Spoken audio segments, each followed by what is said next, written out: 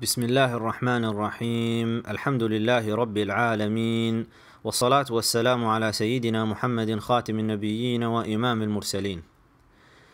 Imprisoned thinking. The most dangerous prison is the one where you can't see the bars. Dr. Tariq Ramadan.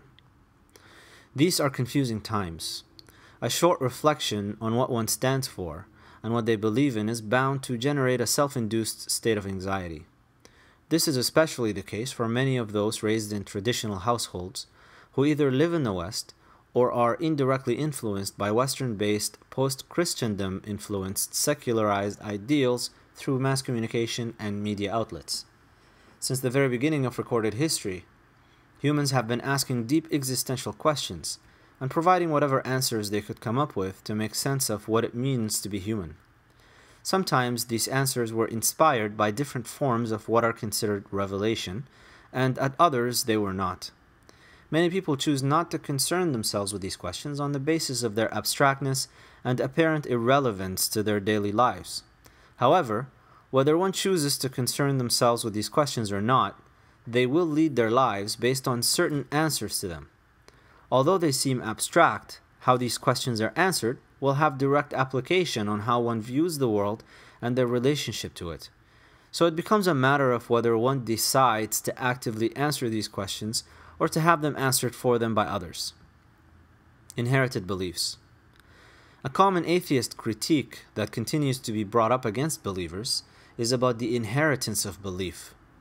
A follower of any religion today is most likely so not because they made an active choice to believe in their religion. They just happen to be born into it. Most Christians are Christians because they had Christian parents. Most Muslims are Muslims because they were born into Muslim households. The same goes for Jews, Hindus, Sikhs, and any other tradition. But it's not surprising that by and large people follow in the footsteps of their parents when it comes to religious affiliations. It's also not very enlightening to point such a trend out. Numerous influential figures, believers and atheists alike, have remarked about this. Moreover, pointing out that belief, or disbelief for that matter, is inherited doesn't speak to the truth value of it. All we can learn is that we cannot use inheritance of belief as a judgment criterion for whether it's true or not.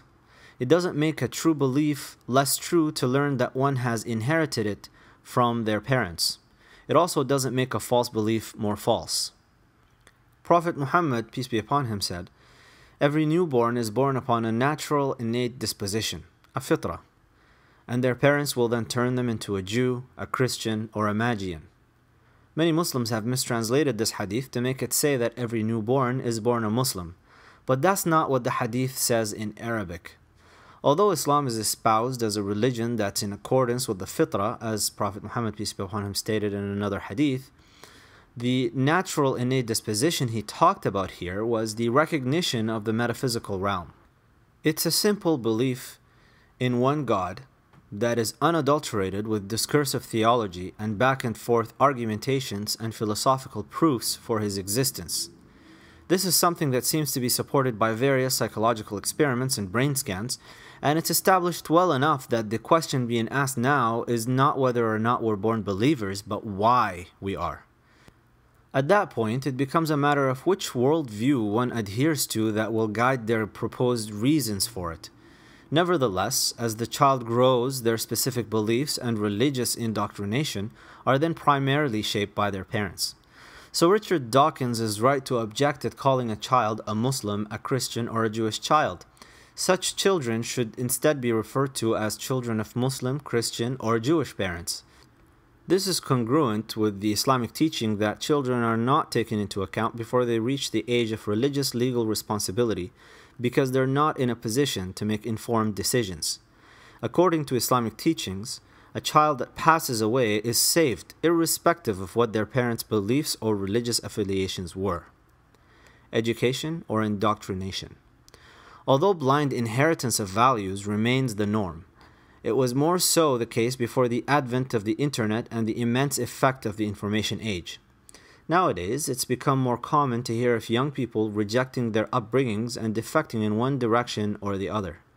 This typically happens when they enroll in college or spend a lot of time online. The question that presents itself is, are these young people responding to challenges to their values by actively exercising their intellects to assess their respective beliefs, or are they simply dropping their inherited beliefs to pick up different ones, all the while being deluded into thinking they thought things through when in reality they did not? More often than not, the latter represents the state of affairs. Take an example from education that portrays this in a glaring way. A commonly used introductory text on the philosophy of religion is Philosophy of Religion, Selected Readings, edited by Pearson Hasker and others. Part 1 of this text is titled The Nature of Religion, and the very first essay the student will read is titled An Evolutionary Account of Religion by Daniel C. Dennett. For those who may not know, Dennett is an American philosopher who is often referred to as one of the four horsemen of New Atheism, along with Richard Dawkins, Sam Harris, and the late Christopher Hitchens.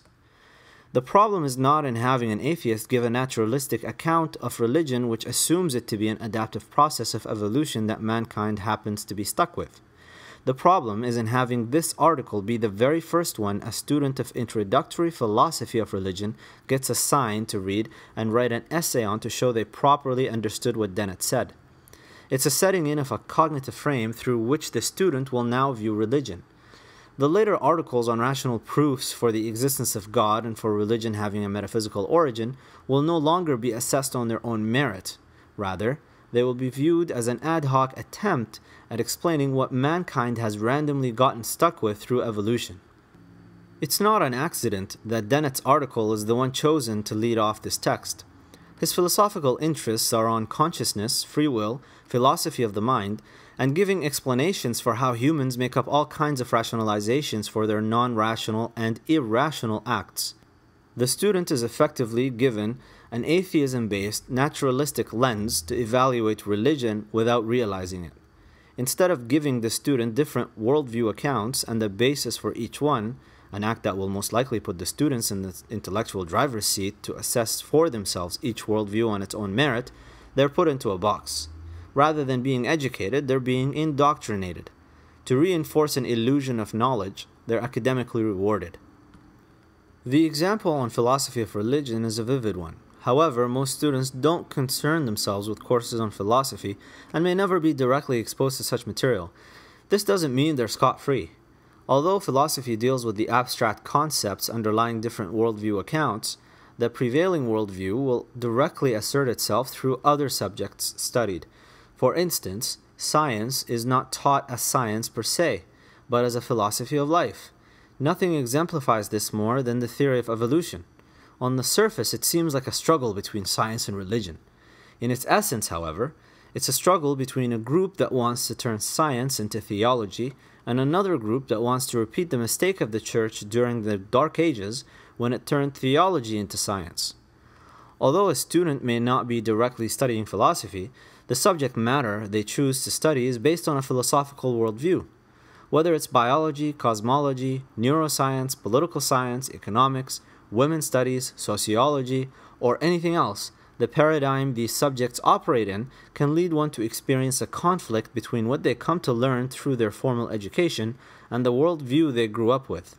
This typically happens for children of immigrant parents coming from traditional Eastern societies to live in the West.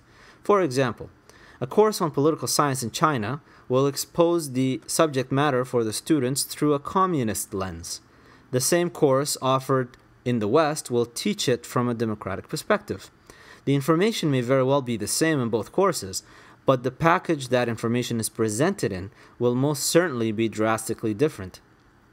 There is a difference between the hard data, the information, the direct evidence one obtains, and the knowledge that is derived and inferred from it all. It's one thing to describe phenomena as they take place, but quite another to package it together in a way that offers a worldview. Many of the paradoxes and confusions experienced by young people today are a result of the lack of such distinctions. Education may seem to be an objective passing on of knowledge. Careful analysis will reveal it to be an account of what someone or some committee has determined to be a correct subjective packaging of knowledge to be passed on to students. Confirming biases. Some may look to the internet as a way out of their educational, i.e. indoctrinational paradigms. It seems to serve as an open source of information where one can be exposed to everything. Unfortunately, that appearance might be deceiving. Eli Pariser gave a TED Talk in February 2011 titled Beware Online Filter Bubbles, in which he showed with examples how when we think we're being objective in researching various topics online, we're actually receiving a personalized list of search results. Each one of us is getting a tailored order of information online that acts to reinforce our own ideologies and biases, all the while most of us being oblivious to it. Some think that clearing their internet history or logging off should be sufficient to counteract this personalization.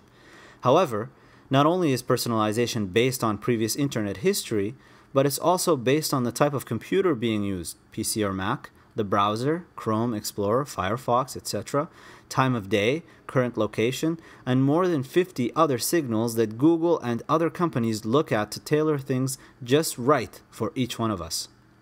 This extends beyond active searches and covers what recommendations are uploaded when the browser is launched, including which news articles are presented, what topics are read, and anything else that the background algorithms determine each one of us should be exposed to. The interesting thing about the self-tailoring of information provided by the internet is that it doesn't start from a vacuum. It picks up on the user's biases and merely enforces them by giving the user more material to work with.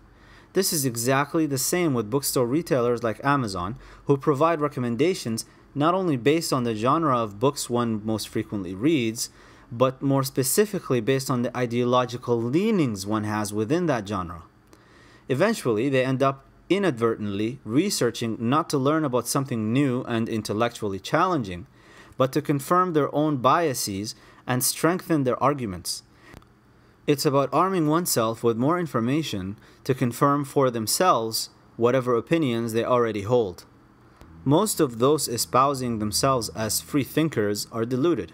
The term itself is nonsensical because it implies that one is not conforming to any rules or paradigms. No such thing is possible.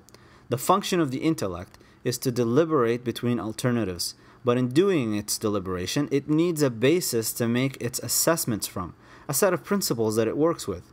This should not be confused with dogmatic adherence to ideologies. Without principles, one will generate delusional paradoxes out of nothing and conclusions that collapse under the most superficial of critiques. But before one is able to deliberate, they must be aware of the existence of alternatives. They must also be cognizant of the paradigm they're operating in. We're subject to an education system that serves more as an indoctrination system, and a personalized online experience that maintains a bubble for each user.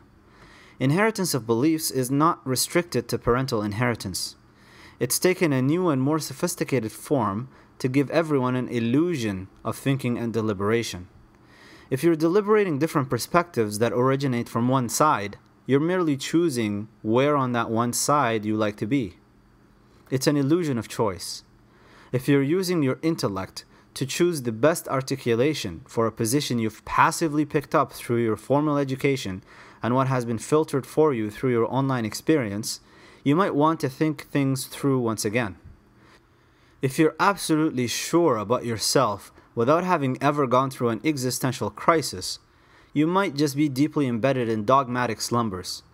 If you're not aware of any of this taking place, you've been living in a prison with invisible bars that have been limiting your intellectual freedom without you realizing it. Do you believe what you believe because you actually decided to believe it? Or have you been duped into thinking you did? It's time to wake up and smell the qahwa.